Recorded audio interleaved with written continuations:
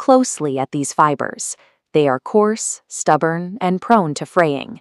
This is raw jute, a material designed by nature for friction and strength rather than beauty. Historically, this crop serves a purely utilitarian function. It is grown and processed on an immense scale to create heavy-duty sacking and industrial ropes for global shipping.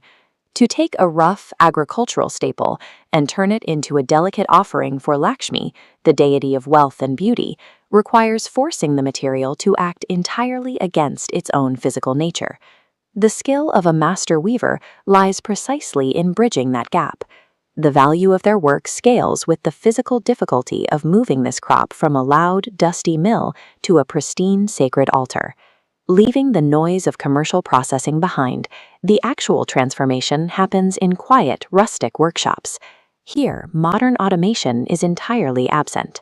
The tools, the floor looms, and the intense physical demands placed on the weavers remain exactly as they were centuries ago, relying purely on human leverage and stamina. Before a single thread touches the loom, the artisan must break the jute down. They soften the fibers by hand, grade them by microscopic variations, and perfectly align every single strand. This exhausting physical routine is treated as sadhana, a disciplined, spiritual practice. The manual labor of grading and softening acts as a necessary grounding ritual to prepare the mind. By treating the preparation with such reverence, the workspace begins to function as an extension of the temple itself. The physical strain is the artisan's first offering. When the loom is finally loaded, hundreds of individual strands are pulled to incredibly great precision. The artisan must stretch them to their absolute physical limit without snapping a single one. This diagram illustrates the underlying architecture of a hand loom weave. Alternating horizontal weft and vertical weft threads lock to form a highly mathematical tension grid. Because it relies on equalized pressure, if one thread snaps, the adjacent support warps and the entire pattern collapses. Maintaining this delicate balance for hours takes a heavy physical toll. It demands constant arm movements, sharp visual focus, and highly sensitive fingers to catch tiny irregularities hidden in the rough fiber. Once the weaving is complete, the piece undergoes a rigorous finishing phase. The artisan systematically trims away microscopic frays, binds the raw edges tightly, and smooths the surface until the coarse fiber achieves a surprisingly soft texture. Specific natural polishing treatments are then applied to the surface. These treatments coax out the fiber's latent, warm, golden hues, creating a visual aesthetic carefully designed to mimic actual temple gold. The appearance of a completely flawless surface is a carefully constructed illusion. Beneath the smooth, elegant gold lies thousands of grueling micro-corrections, making the perfection itself a tribute to the divine. The geometry of the artwork is built around an intentional void. The artisan weaves dense, intricate patterns specifically to frame a distinct negative space at the exact mathematical center of the piece.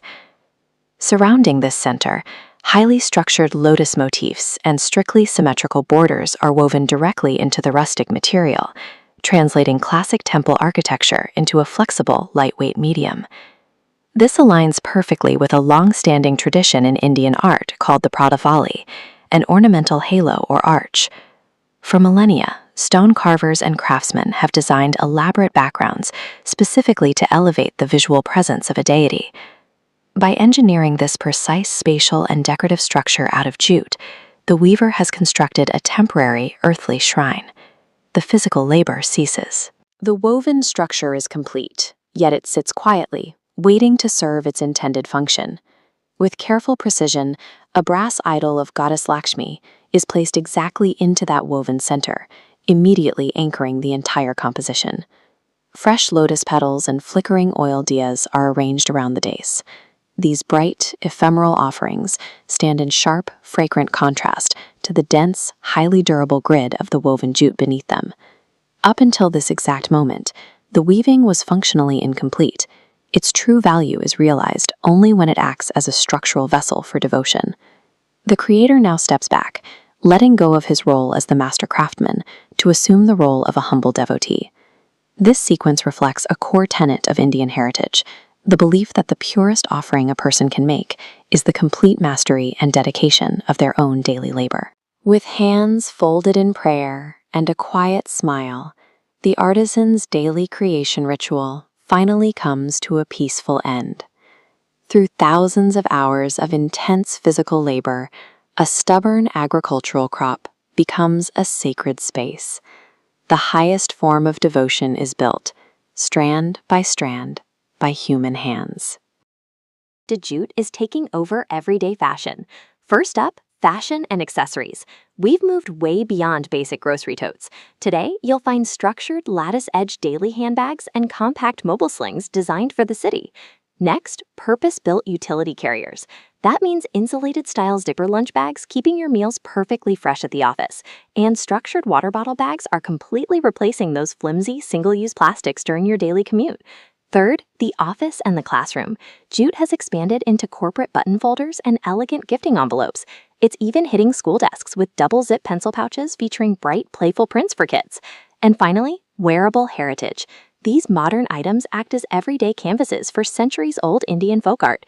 You can carry intricate Madhubani birds, ancient Worli tales, and Kalamkari prints right on your shoulder. By blending ancient weaving techniques with modern utility, this humble fiber has evolved into a completely sustainable everyday lifestyle choice and quiet reverence. So today, when you carry a handcrafted Madhubani jute bag, you aren't just holding a sustainable accessory. You are carrying a piece of an artisan's sacred devotion and centuries of Indian heritage.